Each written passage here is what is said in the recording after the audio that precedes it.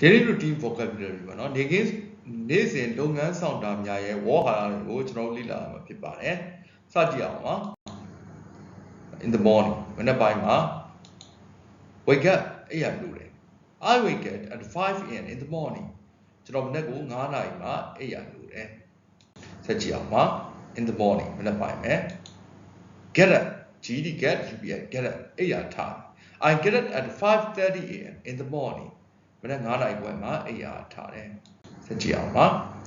in the morning မနေ့ပိုင်းမှာ wash my face and brush my teeth မျက်နှာသစ်တဲ့သွားတိုက်တယ် then I wash my face and brush my teeth ကျွန်တော်မျက်နှာသစ်တဲ့သွားတိုက်တယ်ဒီပါပဲဆက်ကြည့်အောင်ပါ in the morning ဘာလို့ဆက်လုပ်လဲ I go for a walk for 45 minutes 45 မိနစ်ကြာအောင် go for a walk လမ်းလျှောက် I go for a walk for 45 minutes 45 မိနစ်ကြာအောင်လမ်းလျှောက်ဆက်ကြည့်အောင်ပါ in the morning ဘာလုပ်လဲ I make breakfast မနက်စာကိုပြင်ဆင်ချက်ပြုတ်မကြုတ်ကြော်နော်မနက်စာကိုပြင်ဆင်ချက်ပြုတ်တယ်ဆက်ကြည့်အောင်ပါ in the morning ဘာဆက်လုပ်လဲ I have breakfast ကျွန်တော်မနက်စာစားပါတယ် breakfast ခုနမနက်စာကိုချက်တယ်ပြီးတော့မနက်စာကိုစားတယ်ဆက်ကြည့်အောင်ပါဘာလုပ်လဲ I take a shower ကျွန်တော်ရေချိုးတယ် take a shower ရေချိုးတယ်ဆက်ကြည့်အောင်ပါ in the morning သူကဆက်လုပ်လဲ I get dressed ကျွန်တော်အဝတ်အစားလဲတယ် I get dressed အဝတ်အစားလဲတယ်ဆက်ကြည့်အောင်ပါပြီးတော့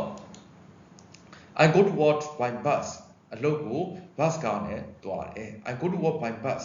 အလုပ်ကို bus ကားနဲ့သွားတယ်ဆက်ကြည့်အောင်ပါအလုပ်ရောက်ပါပြီ I arrive at work at 9 am မနက်9နာရီမှာအလုပ်ကိုရောက်တယ် I arrive at work at 9 am မနက်9နာရီမှာအလုပ်ကိုရောက်တယ်ဆက်ကြည့်အောင်ပါ I have lunch နေ့လယ်ကြာတော့နေ့လယ်စာစား I have lunch မှာတနာရီထိုးเนาะနေ့လယ်ကြာတော့နေ့လယ်စာစားတယ် in the evening ညနေကြာတော့ဘာလုပ်လဲ I finish work at 5 pm ညနေ9နာရီမှာအလုပ်ပြီးတယ်ပြီးတော့ after work I usually go to the gym 4 days a week တပတ်ကို4ရက်လောက်ကျွန်တော်အလုပ်ပြီးတဲ့အခါမှာ gym ကိုသွားလိမ့်ရှိတယ်ဆက်ကြည့်အောင်ပါ I get home at 7 pm ည9နာရီမှာအိမ်ကိုပြန်တယ်ပြီးတော့ I make dinner and then have dinner I make dinner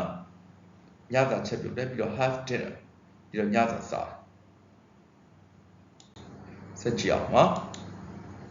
After having dinner I watch some movie or read some book ညစာစားပြီးတော့မှကျွန်တော်ရုပ်ရှင်ကြည့်တယ်ဒါမှမဟုတ် read some book စာအုပ်ချုပ်ဖတ်တယ်အဲ့တော့ပါ I go to bed at 10:30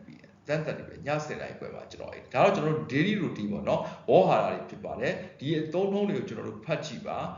အသံထွက်ပြီးဖတ်ကြည့်ပါနောက်ပြီးတော့ကိုယ့်ဘက်ကိုရွတ်ပြီးတော့လည်းအပြင်မှာလေ့ကျင့်ပြီးတော့အသုံးပြုကြည့်ပါနော်ကိုယ့်ဘက်ကိုတဖြည်းဖြည်းနဲ့ပေါ့နော်အစာတွေငါဥပမာဘယ်နဲ့စားတယ်ဘာနဲ့စားလဲပေါ့နော်ဘယ်ချိန်စားလဲဘာလို့ရင်စားလဲအဲ့ဒါလေးလည်းကိုယ့်ဘက်ကိုဆန်းပြီးတော့သုံးကြည့်ပါအဲ့ဒါဆိုတော့ကျွန်တော်တို့အများကြီးအကျိုးများမှာဖြစ်ပါတယ်ဒါတော့ကျွန်တော်တို့beginner level ပေါ့နော် beginner elementary level ခုမှစသုံးတဲ့ခုမှစပြီးတော့အင်္ဂလိပ်စာကိုလေ့လာတဲ့သူတွေအတွက်ကိုကျွန်တော်ဗီဒီယိုလေးလုပ်ပြီးသင်ပေးထားဖြစ်ပါတယ်ခင်ဗျာနောက်ဆိုရင်ဒီချက်ကျေပြည့်နဲ့အသုံးတွေလည်းပါလာမှာဖြစ်ပါတယ်အားလုံးကျေးဇူးတင်ပါတယ်ခင်ဗျာ